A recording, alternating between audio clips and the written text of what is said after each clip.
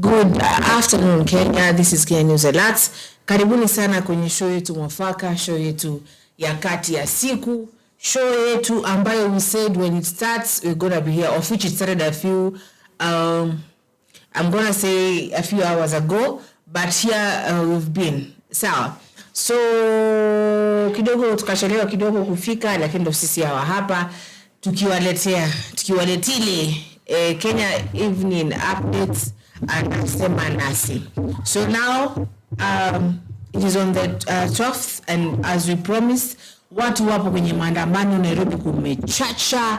Nimeweza kuona vitu kadha wa kadha. It's so sad that we have to do this, but people are demanding for Langat to quit, and they are rejecting the finance bill at the same time. So my name is Zulfa, karibuni sana, na huyu hapa wacha introduce alafu tuende kwenye maandamano. My name is Tilda, welcome to the show. Ribo tu. Acha kujamu. Abale sipo. Kada ndiye. Sipo.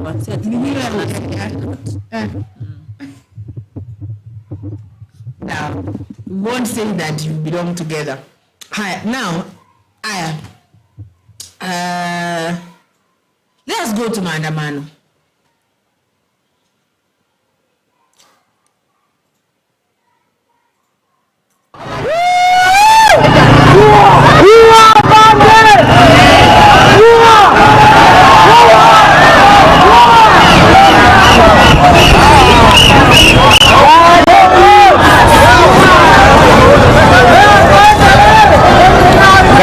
I think you will help me to report the channels.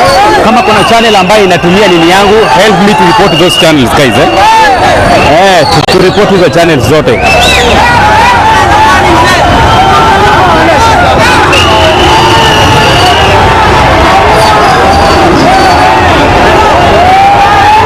We must.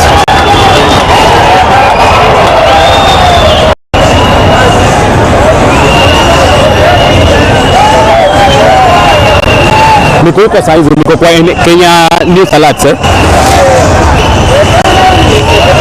hii ni yako ya wireless ilinunua ngapi? Mimi niko na ile ya wire. Niko na bei 20. Okay. Niko na kile kingine kwa 1500 tukakataa. Nakumbuka but hizi hata ikiwa uko na zile zinakwanga kwa mbili. Zinakwanga 4. Zangu 4. Kuna channel inaitwa nini yangu.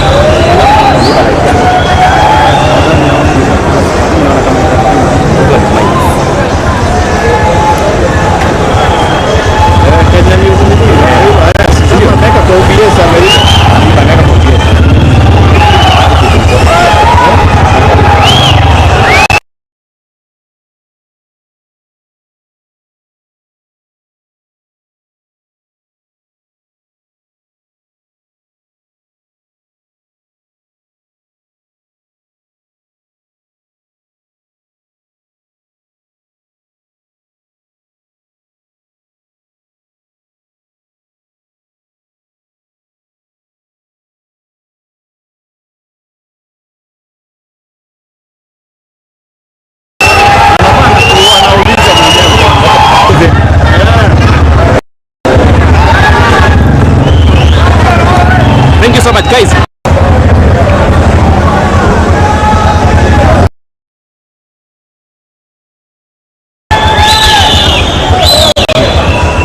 Tirudi home ukalale. There's not something you are doing good. Yeah, kwa kwake naongea bana. VOX in Kenya News Alert. Niko kwa saizi. Niko kwa Kenya News Alert, nataka nifanye nini niweze kuripoti hiyo ni yake.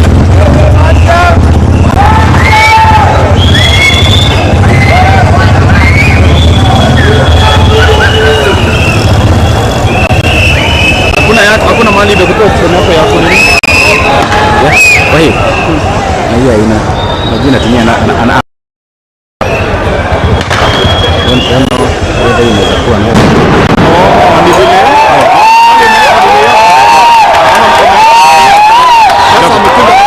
next time kutengeneza kupunguza pasi inakuwa kwa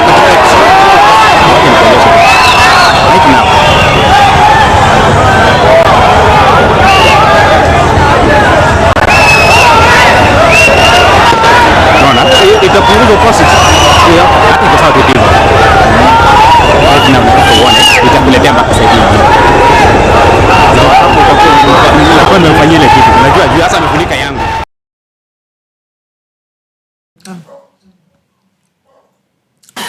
We're gonna go back in a minute. Just kidogo kuna producer anatengeneza alafu aturudisha hapo kidogo. So pale naona kuna Peter Lumwamu anasema mic check. Then kuna plumber and Ado anasema 2 term bila half term. Kuna Brian Kwira anasema justice. Kuna the jungle Kiki anasema huku ndo Kenya News Alerts. Vox still in your life. Who is that? Yeah, this is the original Kenya News Alerts. You know? So we're gonna go back to Maandano in a few. Just the producer anatengeneza kitu kidogo so msije mkabanduka. But the point is people are demanding justice for Albert and every other Genz mwenye aliweza kufa. You know, that was slain by this regime. Sawa? And at the same time pale wa vibango zimeandikwa let this person retire. Thank you. Resign. Sawa? So and pale kuna Ndiwa James anasema tena kuna Rakaba kieleza anatengeneza ama mnaiba live streaming ya wenyewe. We have people there on the ground. Sawa, we're not as cheap and start. So thank you though. And then kuna Duncan Otieno anasema hii ni one time mulai. Kuna Mastermind Center anasema Ojwang justice. That is a justice. Tulisema hapa kwenye Kenya News Alerts hatubanduki kwenye story ya Albert. In fact, every moment we shall be updating you people on whatever is going on. Walikuwa kwenye ni House Assembly ama ni Senate? Sahi? Ni Senate, tuseme tu ni Parliament. Yeah. Wako wote wakiuliza maswali huyo wa DCI, huyo Kanja. We are gonna show and I think ametokelezea. Hata Ipoa wako hapo. All of them were there. Leo ndio ameappear before the Parliament. Yeah, kuna nani? Kuna Elijah Murray anasema if only I could be able to buy boxes. Let me see. Boxes of water for the comrades from abroad. Justice. You could buy. You're abroad or where? Sawa, you can buy bottles for them. Then kuna Mastermind Center zama justice for Genz. Justice. In fact, bado hii ni maandamano ya reject finance bill. Kidogo hatuko tunajua kama hii ilikuwa imepangwa hata before the death of Ojwang.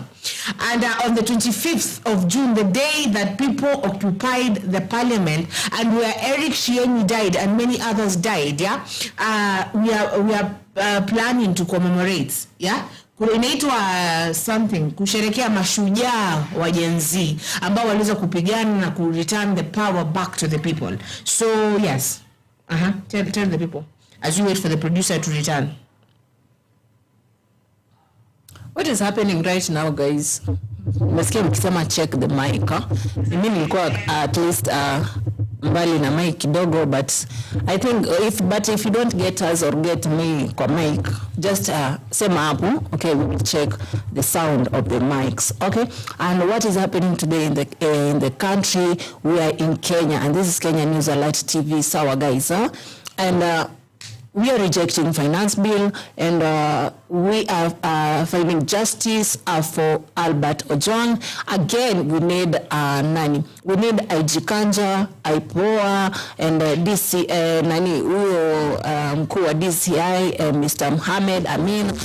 Tunataka pia na Murkomen, and we need these people to come and say the reality, because yesterday Murkomen tried to kuepa some questions akisema he doesn't know, he has not seen, he doesn't know, he has not heard anything about that. And actually these people, meaning that kwani wewe ni mkubwa ama wewe ni CS wa interior security, why vitu zina happen under your leadership that you are saying that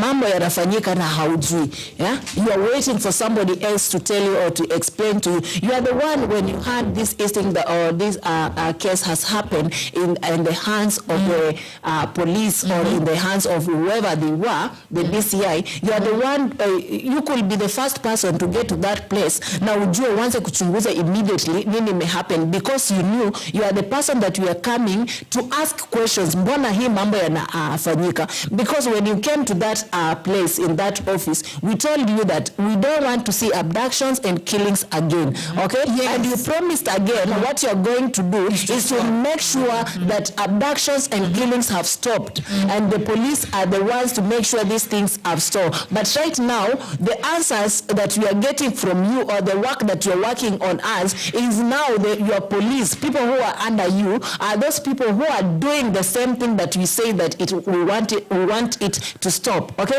Abductions are still going on, killings are still going on. Now, okay, hizi vitu mbona zina happen under you? Unasema haujui, hujaona, hujasikia. But then Murkomen kitu mimi huwa ananibo nayo ni ile kitu anakuja anaapia before the people, before the public, anasema hajui vitu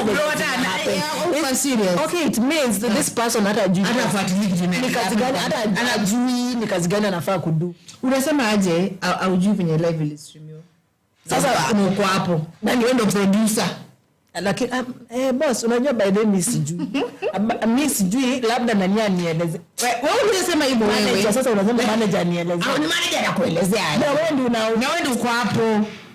Wase unajua kuna if you're doing your work, my friends, fanya kazi yako yenye umepewa, fanya na roho moja na usifanye ukibagua watu. Sawa?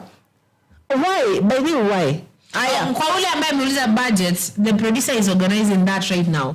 Anakuja kutustreamia hiyo ya budget. We're gonna do both. There's a lot of things that you should see. You should see here wakina Kanja, you should see that budget. Of which budget is the most important thing I get. So just a moment, you're gonna go to the budget. Alafu maandamano kiasi. Hizo vitu zote zitakuwa zina mix pamoja. So because kwa parliament kazi inaendelea pia na maswali yakiendelea na hiyo mambo ya budget, but budget I think inakuja baada ya maswali kuulizwa kwa kina Ipoa, kina Ijia, kina Murkomen. So budget inakuja after that, okay? But it's just in the same house, okay? That's why sisi tunakuja mapema kwa streets, sawa? Lazima before hata decide to shall decide, sawa? Before you think about putting a yes or a no, to shall decide. If it's no, it's no, okay? Like Genz, like Kenyans, like the whole country, we reject it, okay? Well, if you feel we reject, come home, because we're in 1%, we don't give a fuck on you, okay? Yeah. So sisi tunaenda nayo, sawa? Tuna reject, tunaangalia tafuta justice kwa Albert na all those who died during this month in last year, okay? And let me tell you guys, when we are waiting for this maandamano and the bill hiyo ya finance bill, wakisome wasisome na kuambia, because like right now wanafia. And let me ask my police in Kenya, those police, the goons, because you are not working. Mbona sasa mnarusha tear gas? Mbona mna nini bunduki by the people are just there peacefully, watu wana shout tu. Ni kelele tu ndio iko hapo inasikika. Why? Unajua the time you start shooting, the time you start kurusha tear gas is the time that we will take stones tukisema when unarusha, and then we bring it back to you, okay? I mean, you should be there back to protect the people. Yeah, you're the ones to protect us. You're the ones kusema msirushe mawe, demonstrating. But then mimi ningekuwa polisi, I think ningekuwa hapo. Kweli kweli. Tuko hapa because nini unajua sisi wase unajua hata sisi kama shani kadogo. So hata mkifanya hiyo tunafurahi, lakini tunajifanya hapo benye tumekaa tunawaambia cool down cool down, lakini reject hiyo finance bill, reject, sawa? Hiyo nini justice mfind wale wase walifanya hiyo by the way, hao wase walifanya kitu mbaya sana. You are a police msee, nini unadu? Yani wewe unaona afadhali uwe mtoto wa mtu than demonstratiwe. Hao watu wako hapo wana demonstrate juu yako, juu ya mtoto yako, juu ya bibi yako mwenye amekaa huko wote, mwenye anategemea mshahara yako kidogo. Nisikia mshahara alipa kidogo sana. Yani hata kama wana wacha ni mess. Because nimeona ni kama there is I'm so annoyed guys, I'm so annoyed with these people. But where nakwambia ukikuja kwa comment section hapa make sure unakuja na kitu ina make sense, because ukikuja na venye utakaa msay you'll find me here waiting for you. Reject finance bill from here to the streets.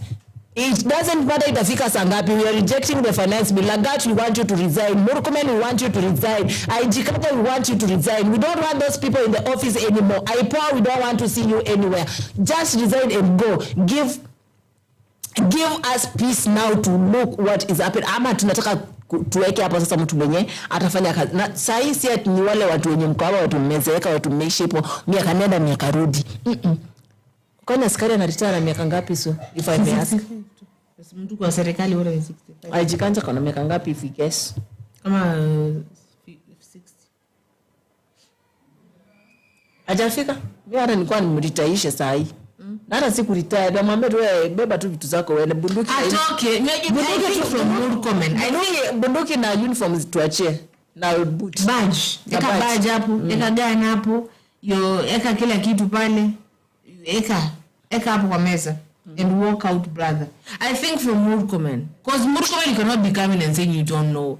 You don't know how.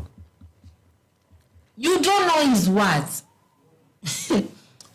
Mbona wacha niulize swali. Mbona mlifukuza Sifuna kwa nini by the way? Kwa committee. Mbona mlimfukuza? Because you knew this person gonna vomit out all the truth that is happening in this government that you brought at the government. Broadbased government. Alisema vizuri, Morgan amekuja kuambia yeye hajaona, hajasikia. Meaning that the government has no eyes and ears. They don't see and they don't hear. Yaani tunalidiwa na vipofu na nini? Na vipofu kwa courts. So you are told if there's something you say you don't recall. You do not recall. Unaambia na lawyer wako kama kitu kiuzwa na the other team unasema I do not recall, I do not remember, I don't know. Yeah. If you don't, so basically I think that is that ni lawyer Murkomen. Aliambiwa wewe ni lawyer msee. Mbona unafanya vitu zinakaa yale unakaa mtu mwenye by the time Murkomen anafanya vitu kama inaonekana ni kama hata hajaenda shule. Wewe ni mwalimu professor. Ni professor wa nini? Professor mzima msee. Mbona kutuaibisha? By the way, mbona unaibisha maprofesa wenzako? Mbona unaibisha malawyer wenzako? Krukmen. That is the new name of Murkomen. Krukmen. By the way, hiyo ni jina yake mpya. Hiyo ni yangu nilimpea. Yeah, Krukmen. Just a moment. We are going to the finance bill. Let me finance bill. Hata ndio tunaekewa. Finance bill. Najua mnaitisha pale ngoja. Wacha tuende hapo tu sasa. Watu wako eager to see and to know the finance bill. Okay, we want to occupy every street. There's no occupying at the specific place soon, people. We are occupying her too. Because it's a birthday month. People are occupying. People are occupying everywhere. Okay, and we are occupying her. Huyo anti Madu. Wallahi. Unibaie vitu. Ama ni mimi nabai bali. Wewe unabai mizinga. Wallahi. I swear. Sema ni turuka. Sema. Turuka ni kama siku hizi hata kulileta. Hapana. Review report for the first 9 months for the financial year 2024-2025 from the Office of the Controller of Budget, and 3 reports of the Auditor General and financial statement for the years ended 30th June 2024 and the certificates therein in respect of A. Cardinal Otunga Girls High School, 2. Kiondoni Girls High School, 3. Lugulu Girls High School, 4. Muswani Secondary School, 5. Ngias Girls High School, 6. St. Angela Girls Secondary School, 7. St. Charles Luanga Secondary School, 8. St. Matthias Mulumba Matiani Boys School, 9. St. Monica Girls Mulutu Secondary School, and 10. Vihiga Friends High School. Honorable Speaker, I lay. Thank you. Thank you. Chairperson, Departmental Committee on Administration and Internal Security.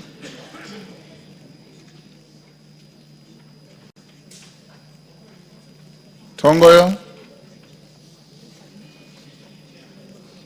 Chairperson, Departmental Committee on Housing, Urban Planning and Public Works. Thank you, Mr. Speaker. Honorable Speaker, I beg to lay the following paper on the table of the House today, Thursday, 12th of June, 2025.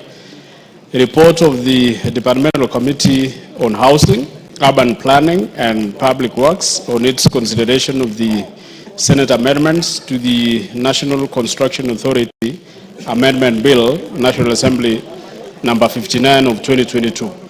Thank you, Mr. Speaker. Thank you.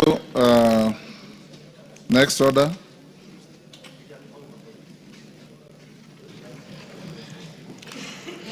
Order number 6, notices of motion. Chairperson, Departmental Committee on Administration and Internal Security.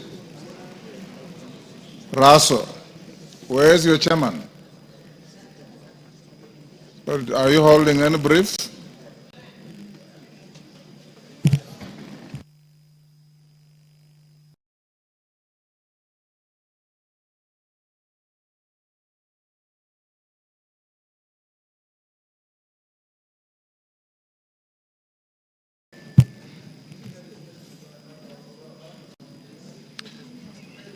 Leader, next order. Order number 7, questions and statements. Majority Leader.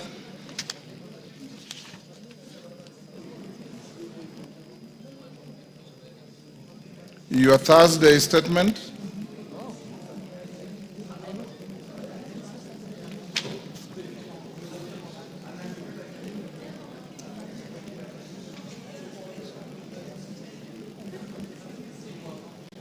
Are you ready? Yeah. Go ahead.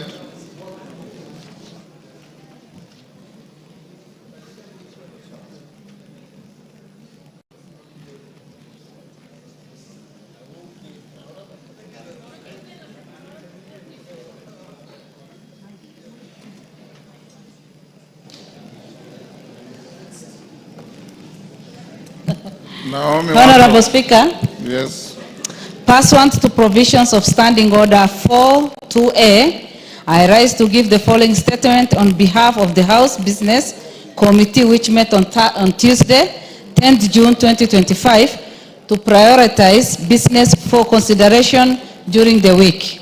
Honorable Speaker, as you had previously communicated today, Thursday, 12th June, the Cabinet Secretary for the National Treasury and Economic Planning, Honorable FCPA John Bading Gogo, EGH, will make a public pronunciation of the budget highlights and revenue-raising measures for the year 2025-2026 and the medium term. In this regard, I wish to remind members that the House is expected to prioritize consideration of the budget-related bills, taking into consideration the statutory timelines applicable to the budget-making process. Honorable Speaker, with regard to business scheduled for Tuesday next week, the House is expected to consider the following bills at various stages. Number 1, Committee of the Whole House on the Kenya National Council for Population and Development Bill 2023. And B, consideration of Senate amendments to the National Disaster Risk Management Bill 2023. Number 2, second reading of A, the Finance Bill 2025, and B, the National Cohesion and Integration Bill 2023. Additionally, Honorable Speaker, debate will be undertaken on the following motions, some of which are subject to respective committees tabling their reports. Number 1, consideration of nominees for appointment to National Police Service Commission. Number 2, approval of the mediated version of the Division Revenue Bill 2025. Number 3, consideration of Senate amendments to the National Disaster Risk Management Bill 2023. Number 4, consideration of the performance audit report on the provision of service to the persons with disability by the National Council of Persons with Disability And number 5, consideration of comprehensive economic partnership agreement between the Republic of Kenya and the United Arab Emirates. In conclusion, Honorable Speaker, the House Business Committee will reconvene on Tuesday, 17th June 2025 to schedule business for the rest of the week. I now wish to lay this statement on the table of the House and thank you, Honorable Speaker. Thank you, Naomi. Back to order number 5. Chair, Departmental Committee on Administration and Internal Security.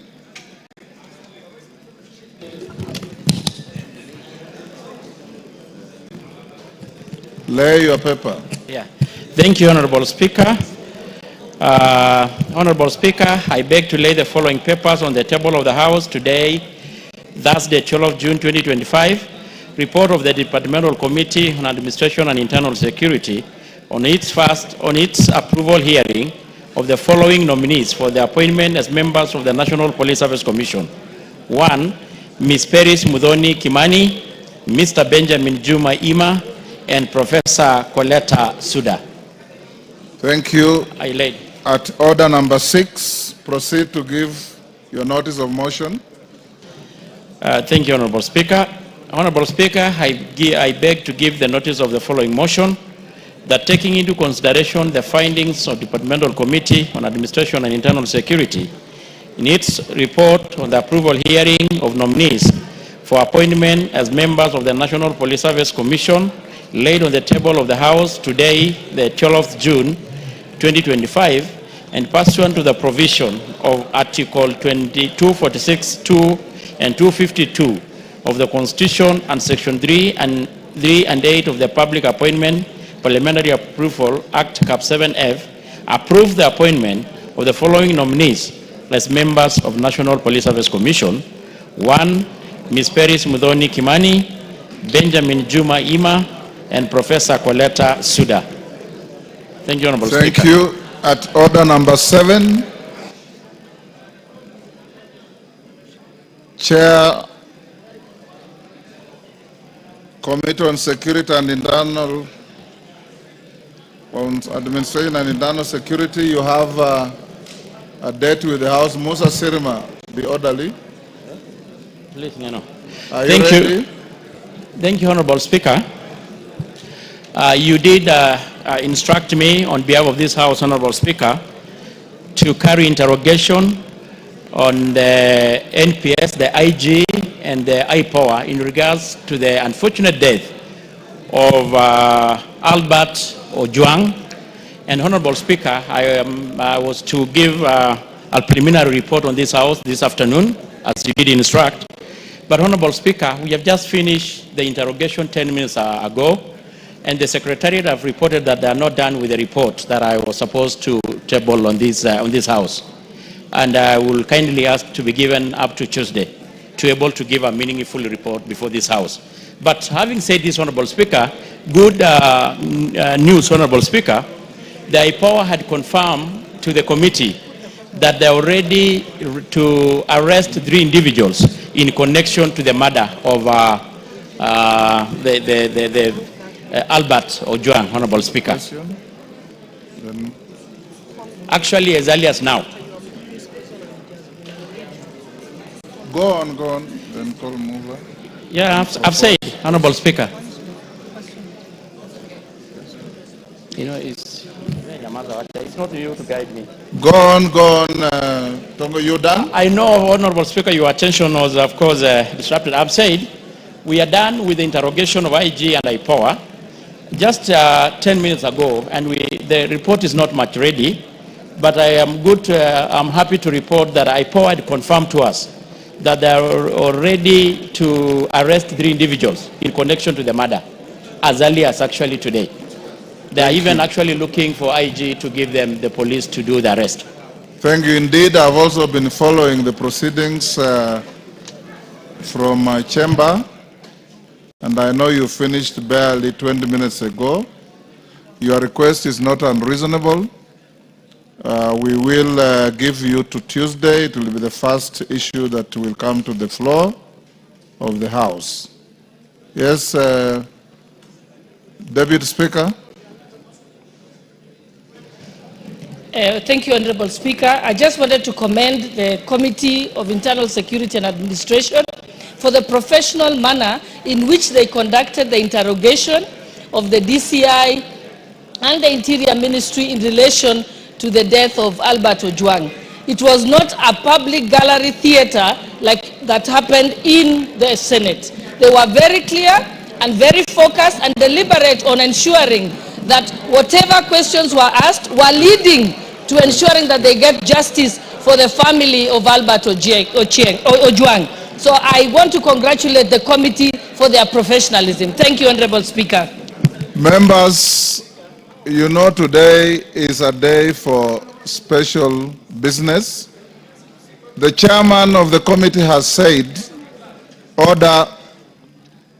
The chairman of the committee has said, and I see many members of that committee here because I was following the proceedings, that they just finished the interrogation of the security agencies, and he's told you what remedial action is taking place, and he'll bring a report on Tuesday to which I'll allow you to debate if you wish. Yes, Minority Leader. Mr. Speaker, thank you for your guidance, Mr. Speaker.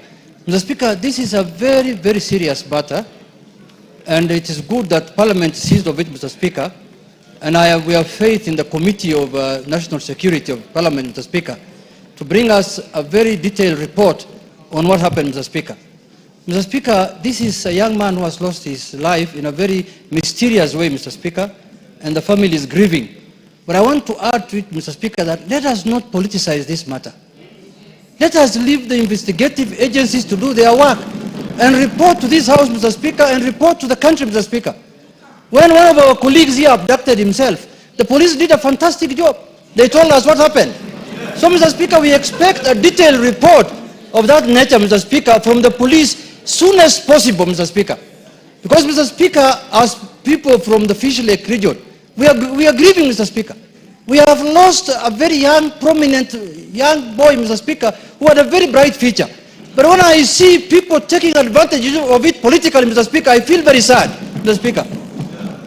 So, Mr. Speaker, I am very happy that you directed the Committee of National Security to look into this matter, and also the police and the Independent Police Oversight Authority. Mr. Speaker, I want a report as soon as possible so that we know what happened to our son as people from the South Genz region, Mr. Speaker. So, Mr. Speaker, let us not politicize this matter. If you want politics, kill your son and go and mourn on your own, Mr. Speaker. Order, members. Let's not open this. Order. Order, members. I did direct in your full view the chair of the committee to expeditiously bring facts to the House, not rumors, facts. And I followed the proceedings. Members of that committee, I salute you. You have been very, very incisive in putting questions to those police officers.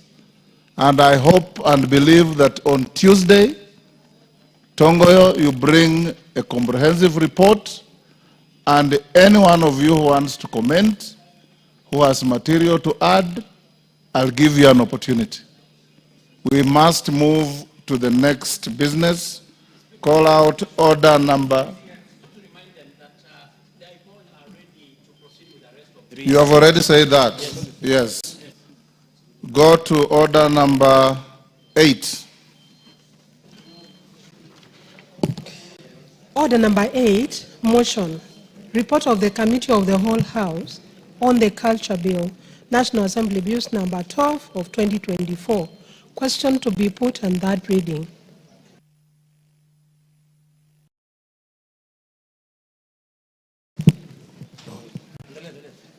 Honorable members, I'll now put the question at order number 8, which is that this House do agree with the report of the committee of the whole House on its consideration of the Culture Bill, National Assembly Bill number 12 of 2024. Mover. Honorable Speaker, sir, I beg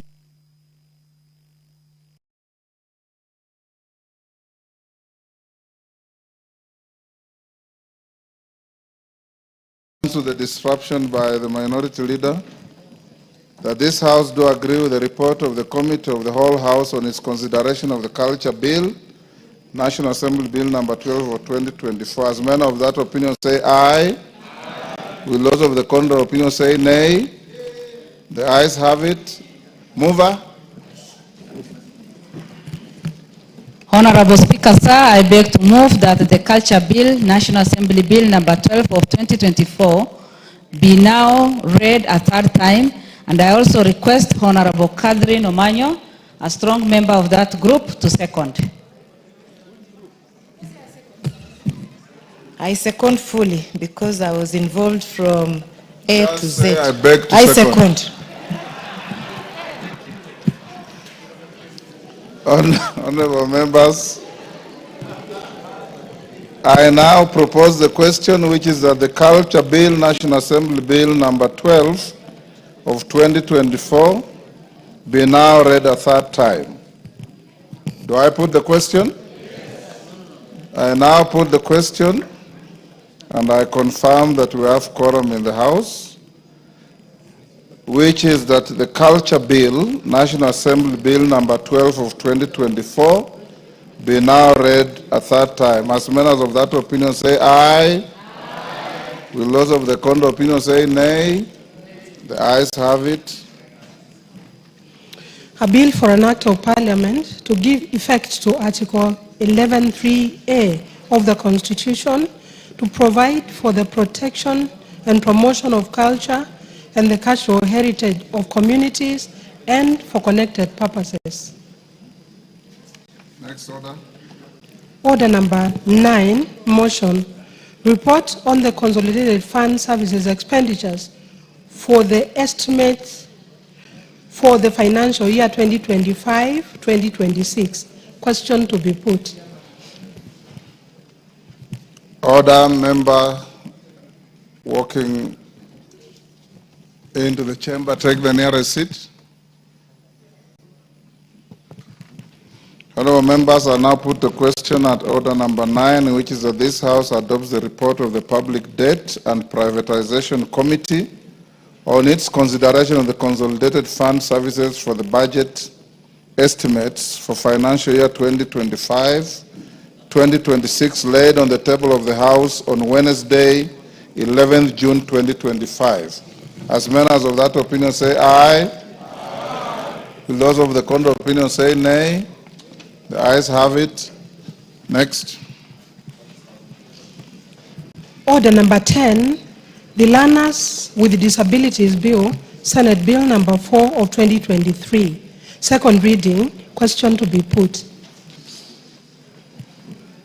Order, members on their feet, take the nearest seats. Kimani, take the nearest seat.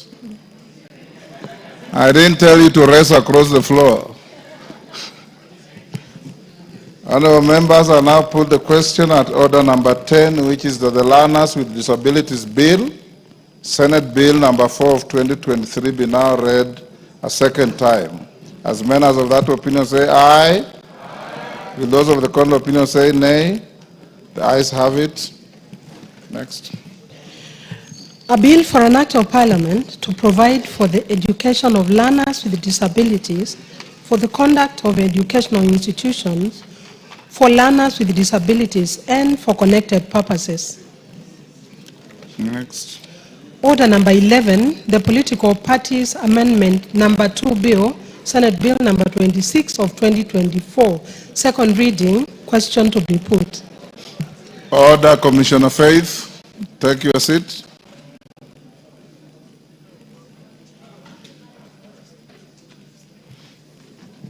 I now put the question at order number 11, which is that the Political Parties Amendment number 2 Bill, Senate Bill number 26 of 2024, be now read a second time. As members of that opinion say aye. Will those of the contrary opinion say nay? The ayes have it.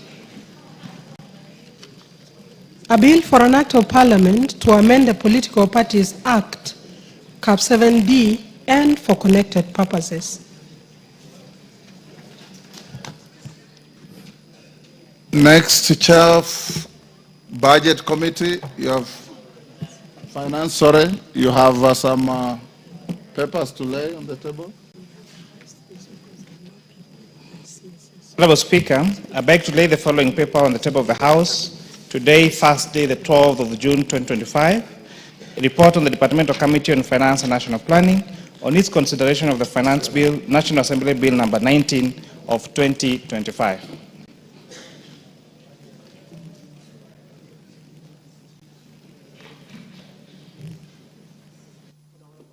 Thank you.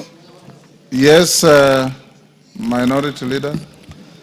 Mr. Speaker, the report on the finance bill has been tabled just a few seconds ago, Mr. Speaker.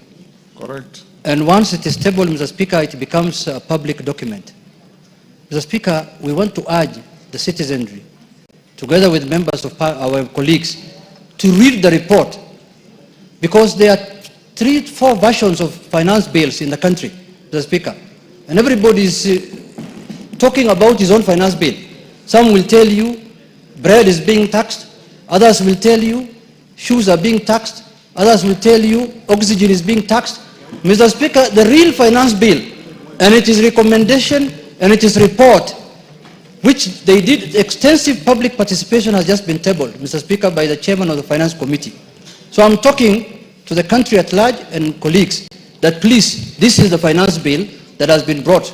This is the finance bill of 2025. There is no any other finance bill, Mr. Speaker. So it is important for the public to know that from today they can collect the report from the Parliament and read it, Mr. Speaker, as the real finance bill and not the fake one that is being propagated by certain people in certain villages, Mr. Speaker. It can't be said any better, honorable members. I want to emphasize what I've been telling you over and over. You are elected to come and legislate in this house, not at funerals.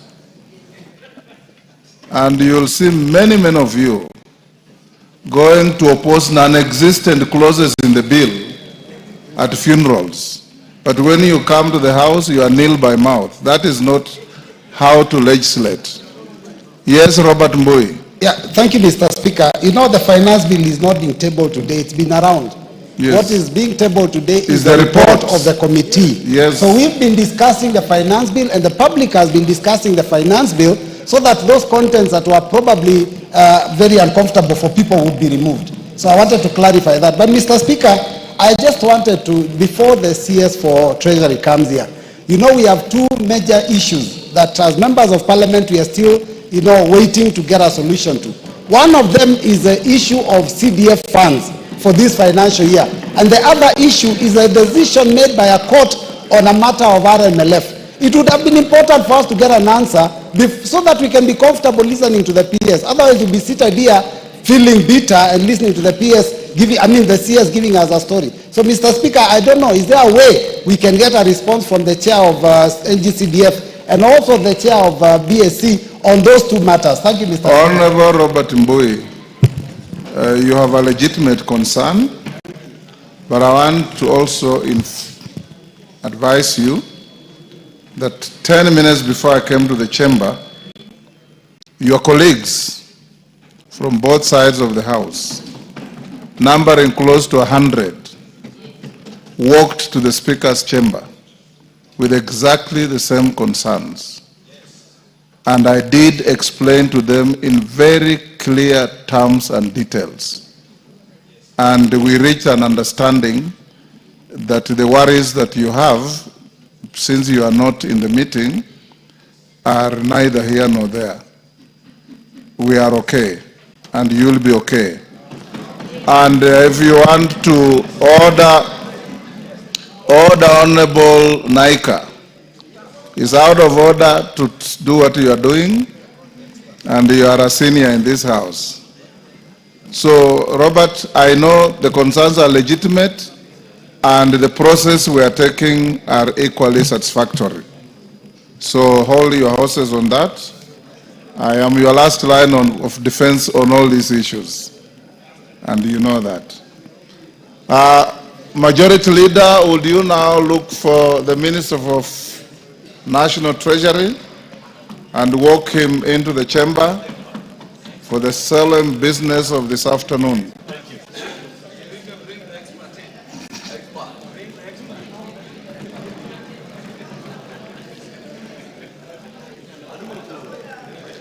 Yes, Rosa Buyu, what is the point of order? Thank you, Speaker. Speaker, I like it that you said the minister, but I also want to add something. Probably you just forgot to mention it, the expert minister. Thank you, Mr. Speaker.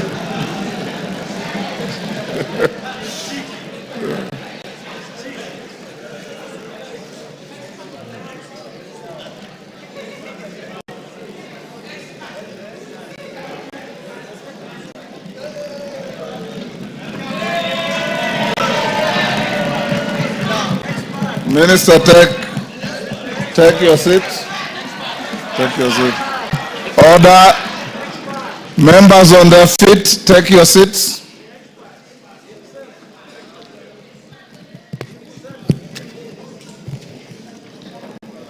Honorable members, I have a short communication. Honorable members, Section 40 of the Public Finance Management Act, Cap 412A and the Standing Order 244C. Who is the member with his phone?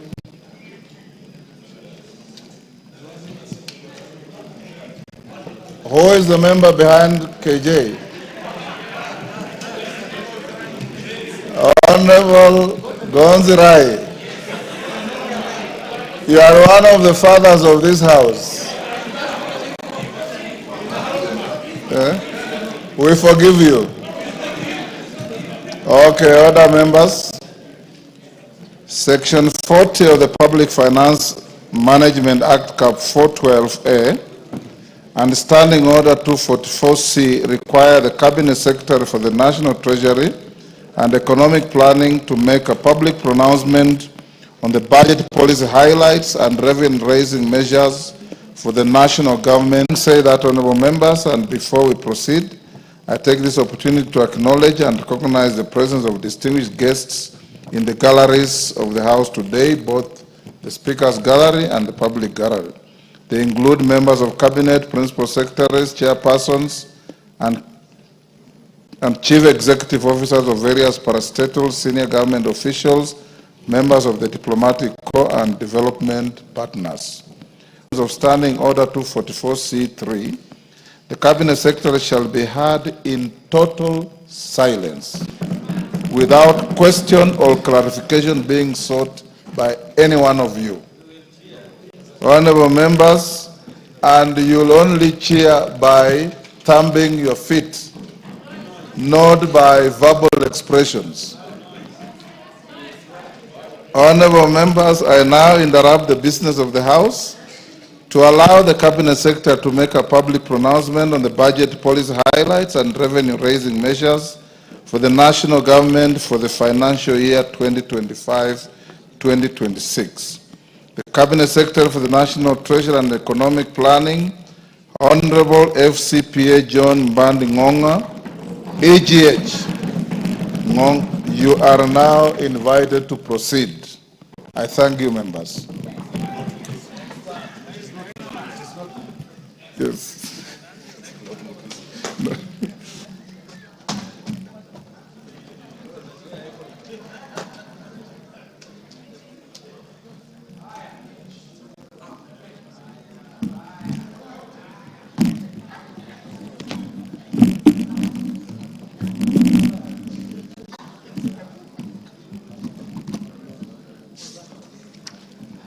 Thank you, Mr. Speaker, and honorable members of the National Assembly. I want to thank you, Mr. Speaker, for granting me this opportunity to read budget highlights and revenue-raising measures for 2025-2026. Mr. Speaker, it is with great honor and privilege that I present to this esteemed House and the people of Kenya the budget statement for the financial year 2025-2026 budget. I make this statement in compliance with Section 40 of the Public Finance Management Act, Cap 412A, and the Standing Order number 241 of the National Assembly. Mr. Speaker, these legal provisions give life to the building constitutional requirements of good governance to which the President and certainly the National Treasury and Economic Planning remain fully committed to. Mr. Speaker, at the outset, allow me to express my sincere gratitude to His Excellency, Honorable Dr. William Samoei Ruto, the President of the Republic of Kenya and Commander-in-Chief of the Defense Forces, for the trust he bestowed upon me by appointing me as the Cabinet Secretary for the National Treasury and Economic Planning to provide leadership in economic and financial affairs of our country. I remain mindful of the aspirations and high expectations of the Kenyan people as I serve in this office. The Constitution protects realization of economic, social, and cultural rights, which includes the rights to adequate food, to adequate housing, to education, right to health, to social security, and to take part in cultural life, to water and sanitation, and also right to work.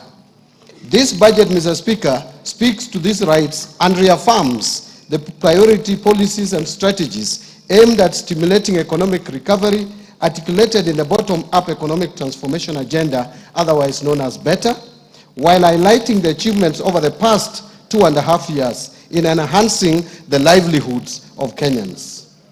At its core, BETTER has adopted a value chain approach focusing on strategic investment in areas that generate the highest impact, particularly in job creation and income generation at the grassroots level. Mr. Speaker, significant successes have been achieved through targeted intervention and structural reforms. These measures have laid a solid foundation for economic recovery and set us on a path towards long-term growth and stability. Mr. Speaker, let me mention just a few achievements under BETTER. First, the Kenyan economy has remained resilient and registered an average growth of 5.2% for the period between 2023 and 2024, outpacing both global growth of 3.3% and 3.8% for the sub-Saharan African region over the same period. Other macroeconomic fundamentals such as inflation and exchange rates have strongly rebounded and are projected to remain stable. Second, the government has rolled out fertilizer and seed subsidies to farmers across the country, and that has boosted production in key food value chains and revived underperforming or collapsed export crops such as pyrethrum. Since February 2024, Mr. Speaker, a total of 6.5 million registered farmers have benefited from the fertilizer subsidy program. And as a result of these initiatives, the cost of fertilizer has declined by 67% from Kenya shillings 7,500 in 2022 to 2,500 in 2025. While maize production has increased by 38.9% from 61.7 million bags in 2022 to 85.7 million bags in 2024. This is a clear demonstration of the positive impact of our agricultural reforms towards food security and improved household income. Third, to support livelihoods and small businesses, the government has disbursed loans amounting to over 75 billion by the end of May 2025 through the Financial Inclusion Fund, popularly known as the Hustler Fund. This initiative has provided access to affordable credit to over 26 million customers with a strong base of 9 million repeat borrowers and a repayment rate of 79%. A total of 4.5 million borrowers are eligible to be graduated to the mainstream financing institutions. And to build a culture of savings for the future, the fund has also successfully mobilized 4.5 billion in savings from its beneficiaries. Fourth, to enhance the attainment of universal health coverage, the government has expanded social health insurance.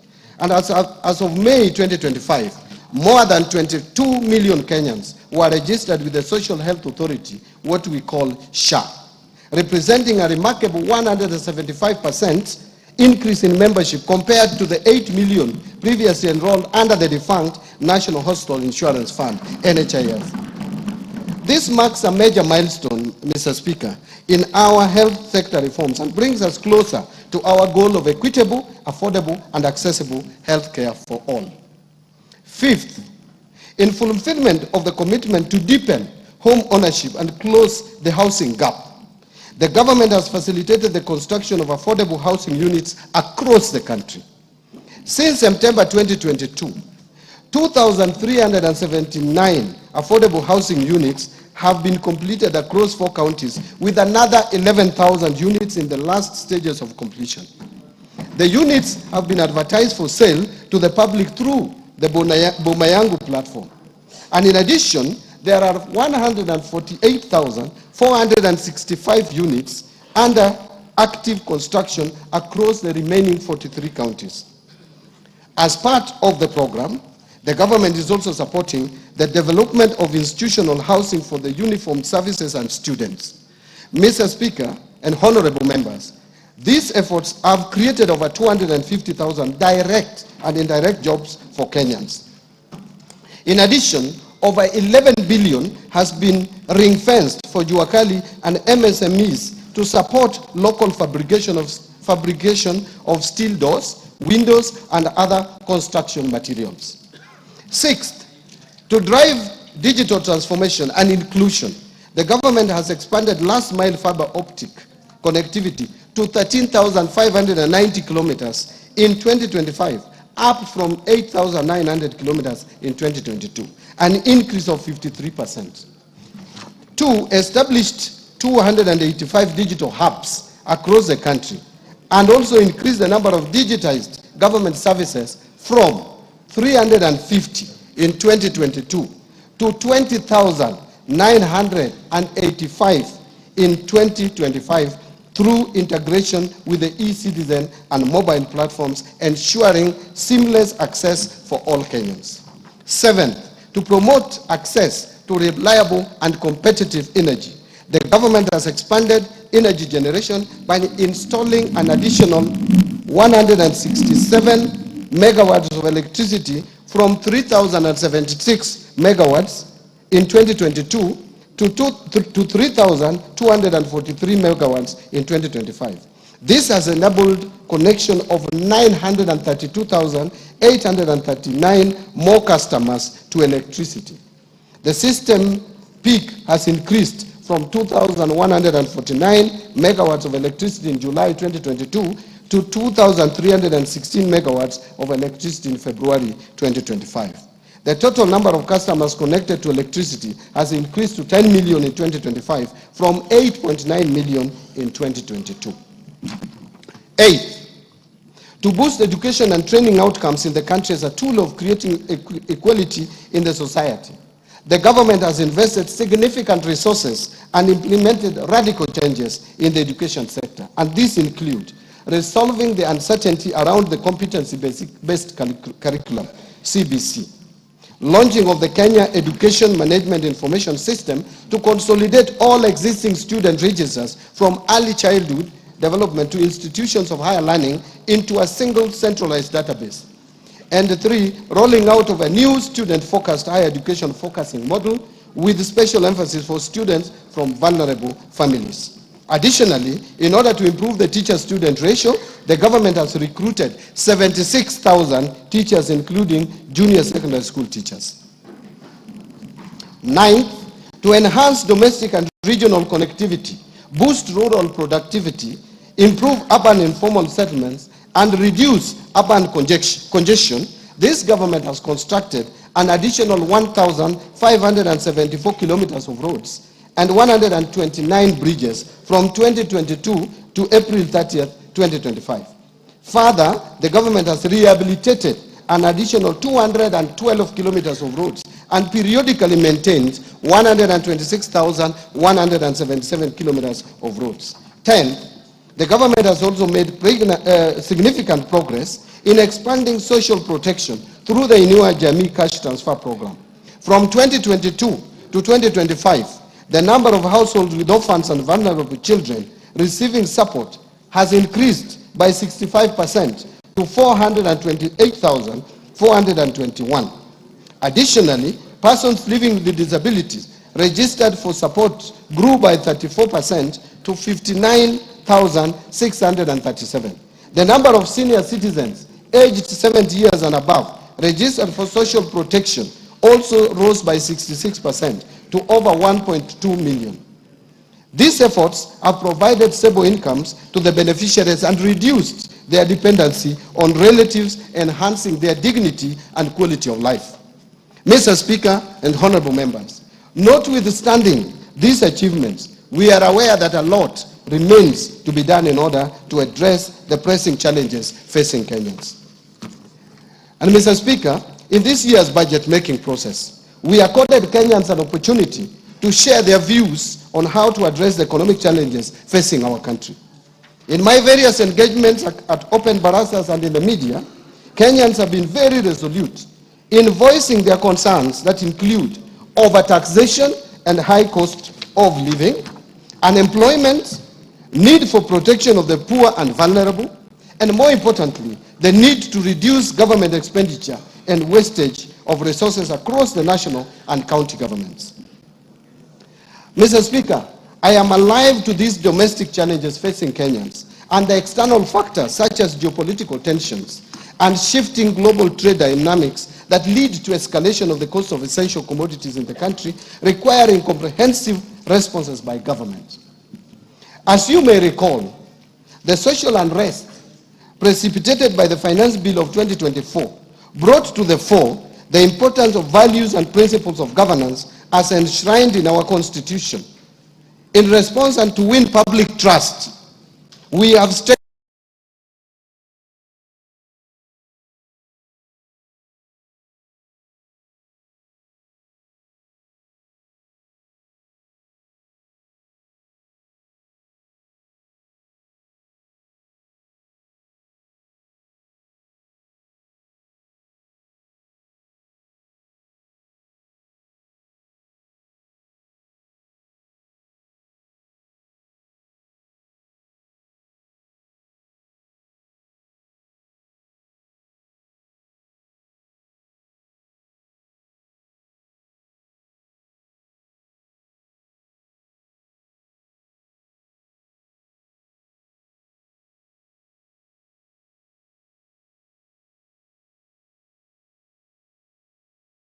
Second, to enhance liquidity in the economy and support small businesses, we have started the process of settling pending bills that have been validated, particularly those related to road construction, which has resulted in resumption of road construction projects across the country.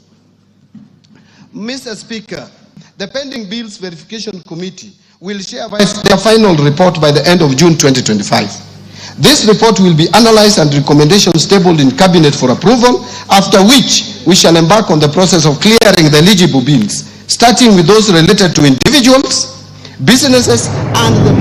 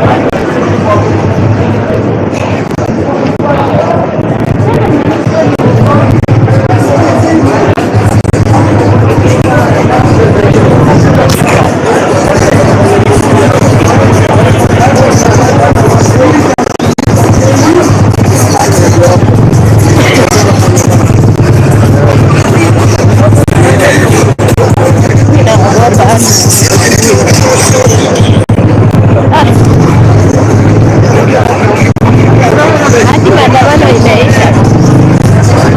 Hadi umepata mask wapi? Nimebaiwa. Wapi? Nikaletewa.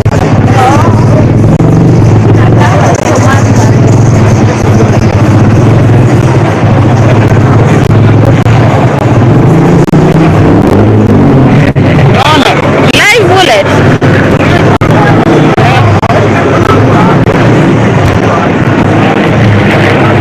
Langat must go.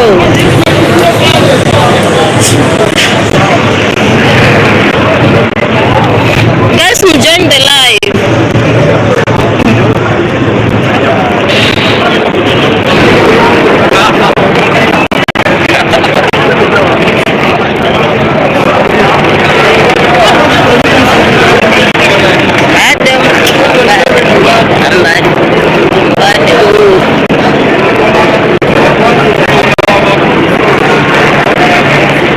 Guys, join, I'm back.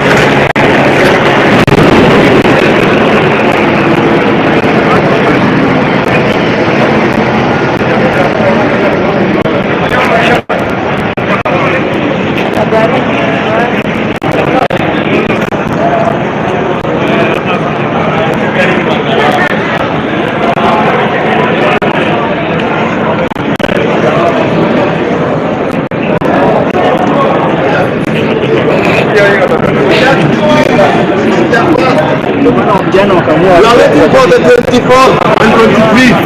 After all that are going to come, we are ready to Ogopi. Na mimi naogopa aseme. Kama tunabeba kitajiri hakuna pesa, kifo peke yake ndio kimebaki. Kwa hiyo tuwa kuja tuwe sisi wote. Lazima wacha generation ya hii dunia wezi atapata sema. Leo kisiama we are not scared. Tell them. That is how we want us to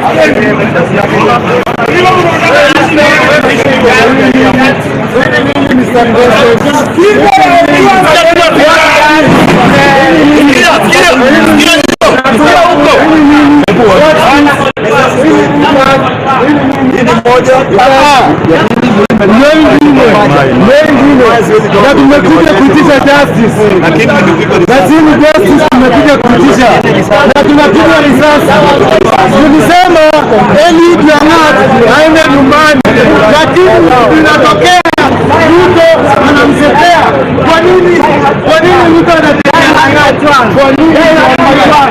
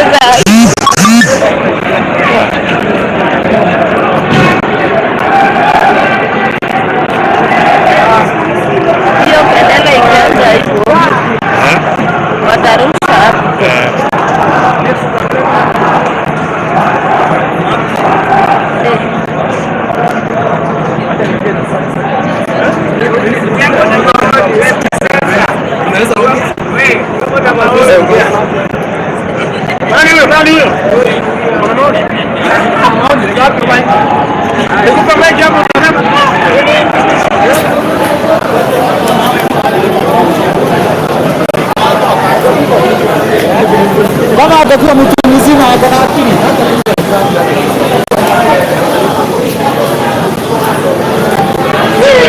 Guys, ni kubaya huku. Magari zimechomwa. Join the live guys, join the live please. Ona tu venye magari zimechomwa huku. Wakenya wamekasirika sana. Join the live bana, join the live. Thank you for joining guys. Look at this. What is? Bana.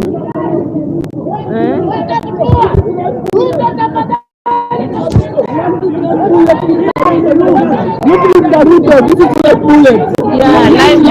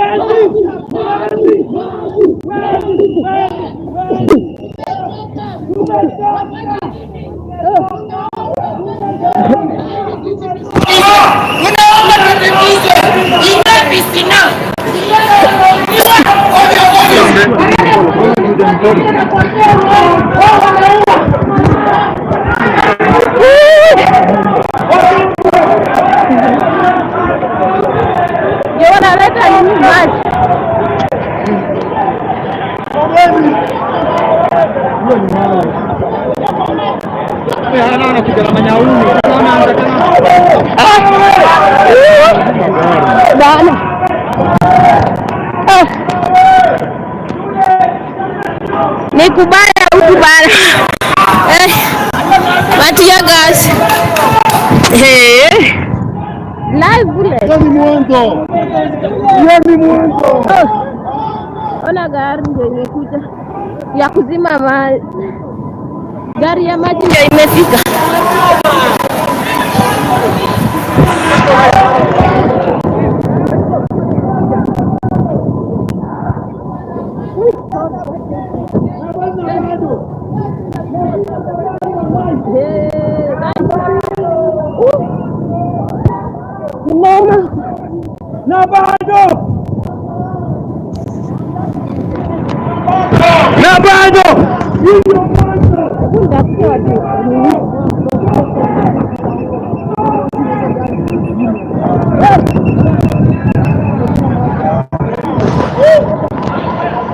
Guys, ni kubaya.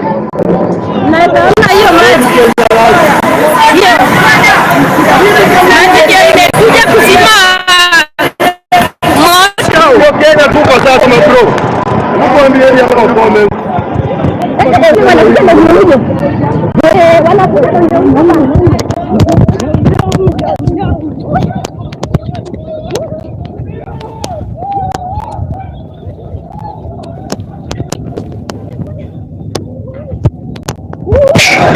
Guys, wanakuja.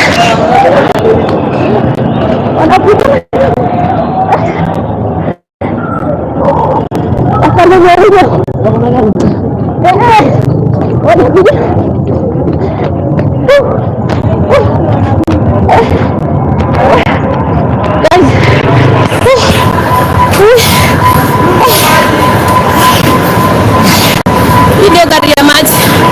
Let's go guys.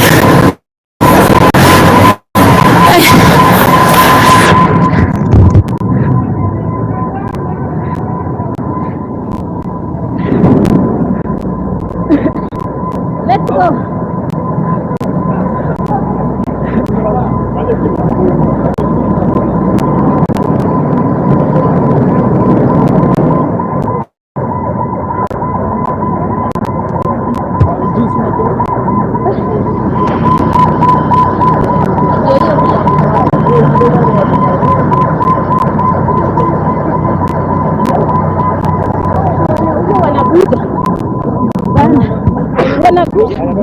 Wanakuja hao wenye huyo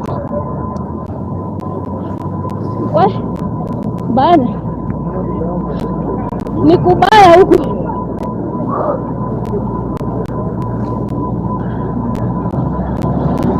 Thank you for joining guys, keep joining bana. Jeshi wamekuja hapa na nyaunyo ya black, watu wanachapwa vibaya.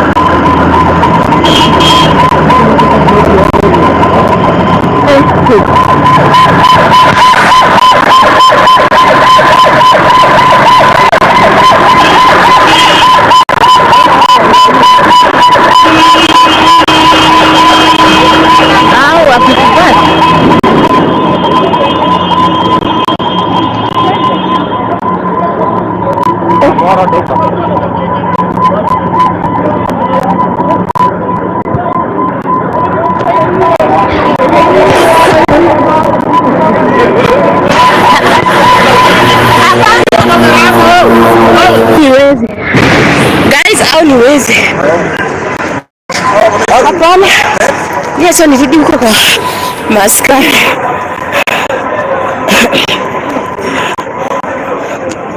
Oh. Guys, msiende.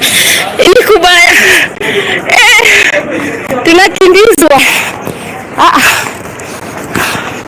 What?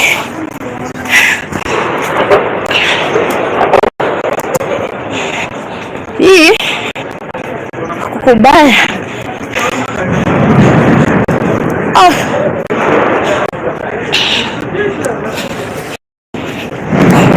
Anakuja. Mimi acha nikuwe isaji ya maaskari guys. Ni kubaya. Guys, join the live. Live bullet for sure. Ni live bullet. Look at this guys. Wewe au wale wako ndani. Wana hiyo. My friend. This guy acha nikae hapa. Wamenikimbiza. Wewe ni media. Wanaibia kama makarao ndio karibu wa WhatsApp. Na wametoka wapi? Au Maandano huko ndani huko wamekuja town. Bana wale wakikushika. Nasikia walinipiga. Pale penye hiyo maji ni wale wakikushika ni kubaya. Umeenda hivyo.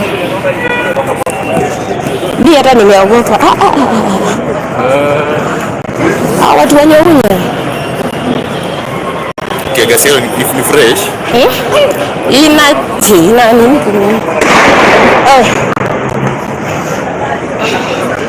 Acha nishike na huko.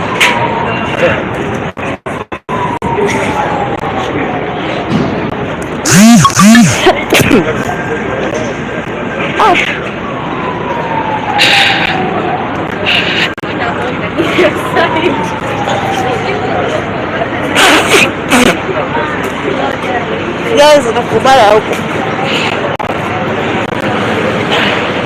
Mimi nimeogopa kwenda huko. Acha tu nikae na hapa guys. Wenye watawatch.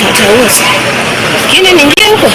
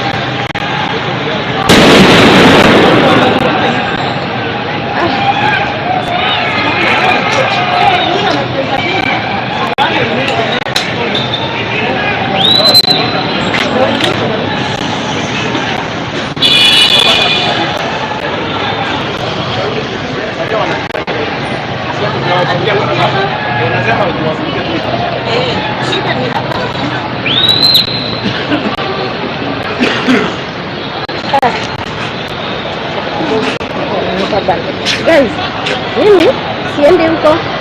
Acha tu nikae na huku.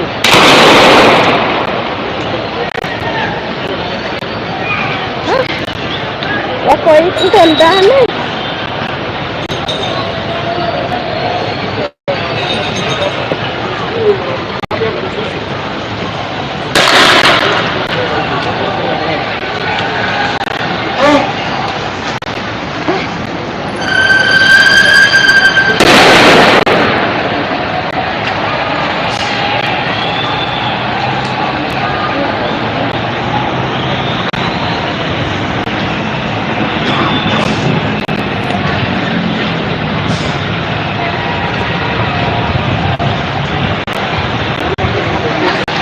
Guys, msiende.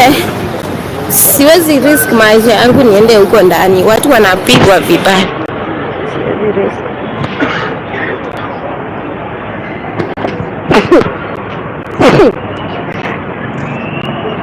Matega zinatuharibu.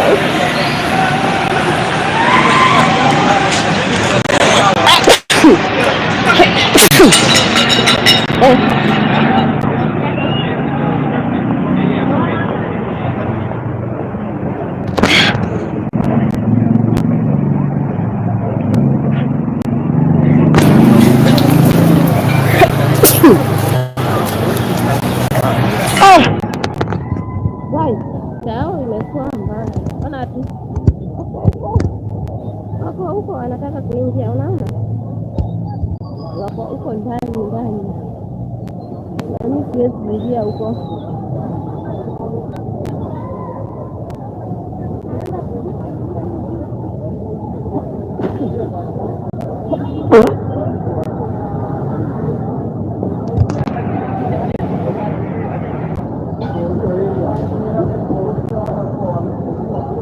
Wako huko.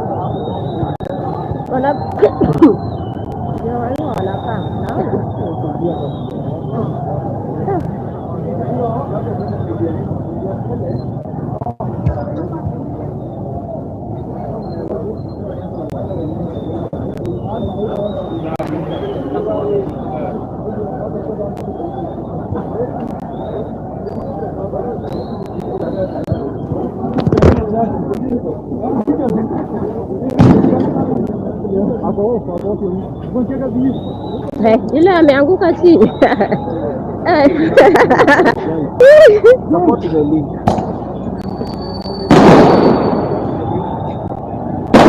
Guys, ndio hiyo sasa. Nasikia? Gari ndio hiyo. Na wanarushana na mawe. Oh.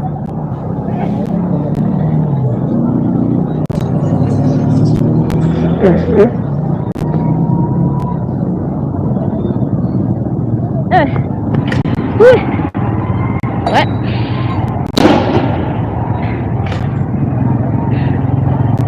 What? Ay! Bwana.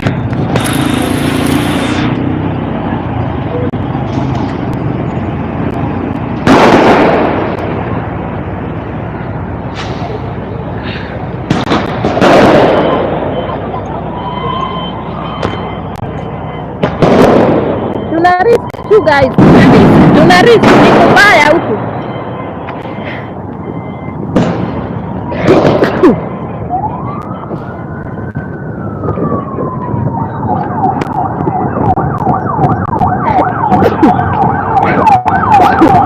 Tuna risk you guys, ni kubaya.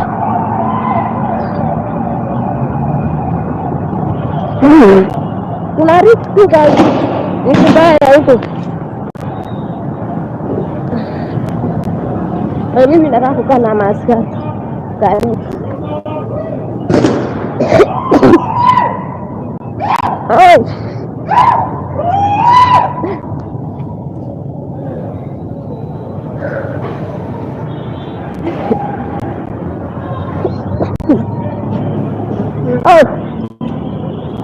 Ndio wala.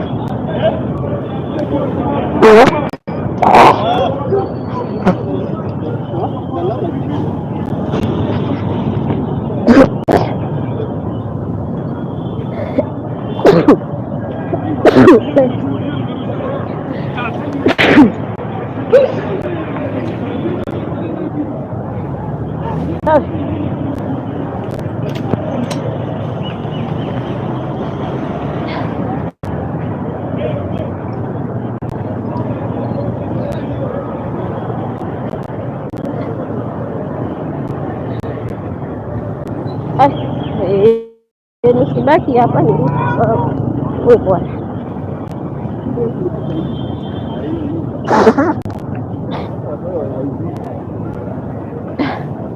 Yes, tuna risk. Hata wewe inakukula. Mimi sitaki basi uko peke yangu bana. Guys, tuna risk tu hapa. Ni kubaya. Wana tu maaskari wanaenda huko. Sio mchezo. Ni kubaya.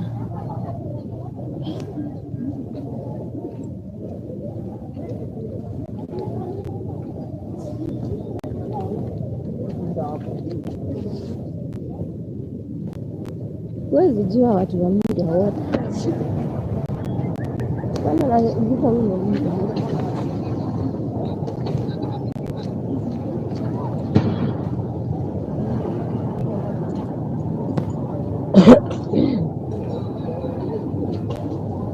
bana, mimi sitaki kuruka. Hata watu wamechoka.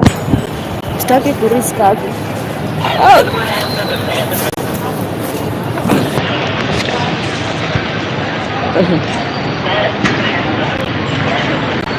Watu wanaenda bana.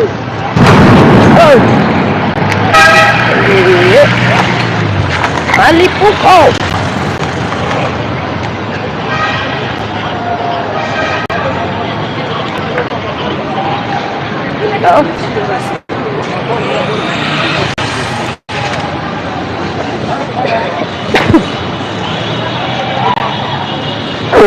Wanakubali record? Wanakubali record? Kwani wanakataa? Niona pale tumekuja. Wapi? Pale, wewe ndio unakuja tu. Kama si wewe wa media watakufukuza tu.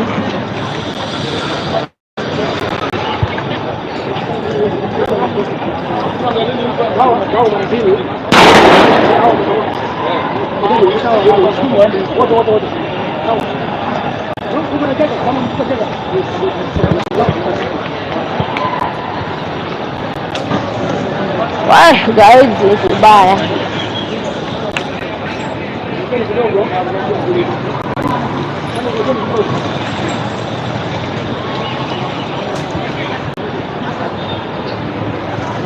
Guys, ni kubaya je. Ay.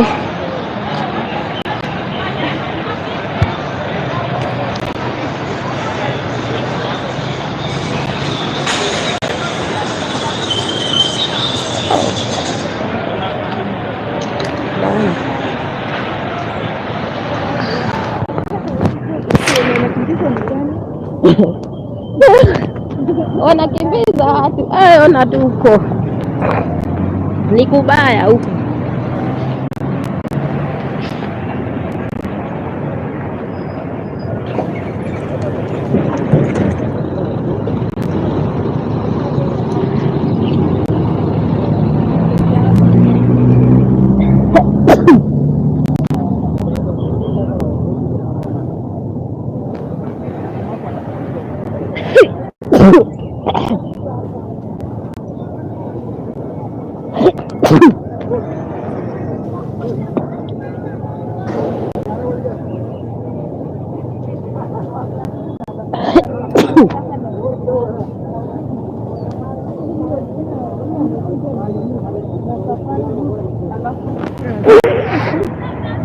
This is Nairobi.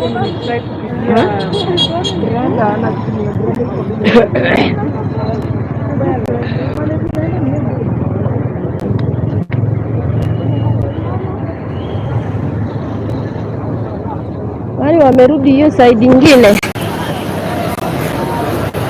Wameenda ile side.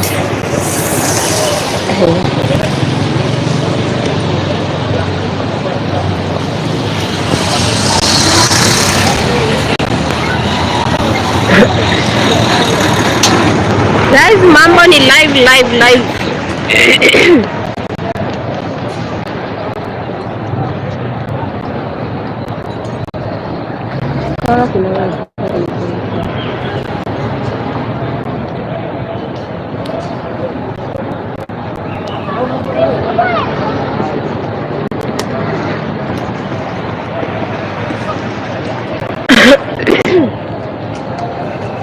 Tamu sasa kumetulia.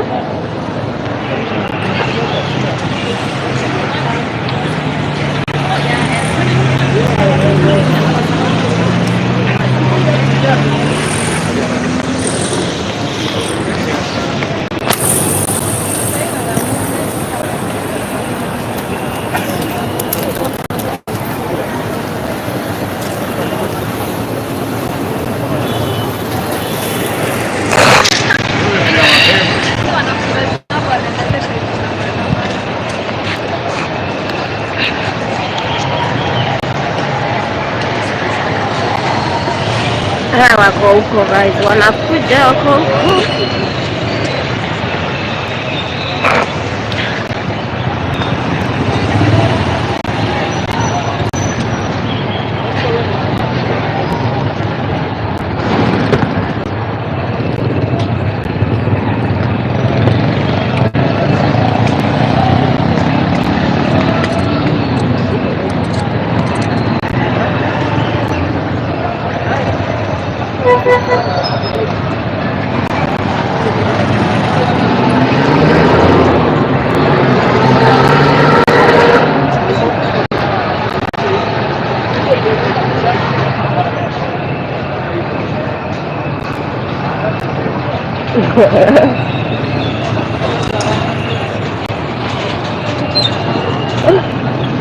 Ofisa huyo anaogopa hata kupita.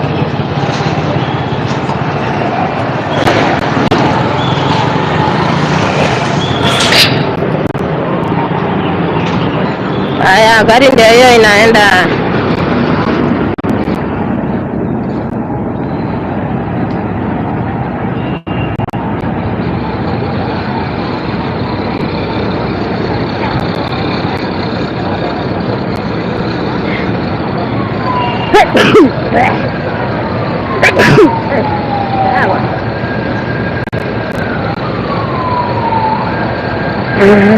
Ambulance ya hiyo.